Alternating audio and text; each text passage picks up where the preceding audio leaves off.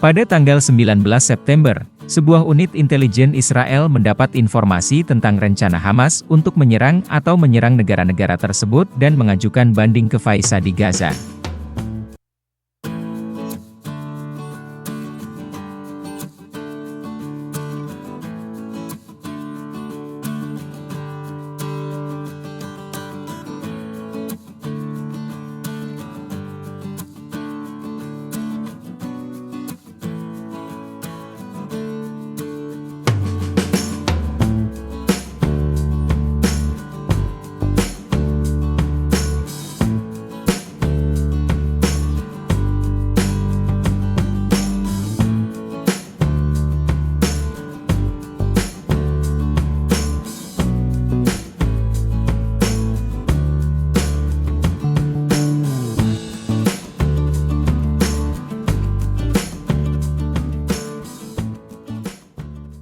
Download Tribun X sekarang, menghadirkan lokal menjadi Indonesia.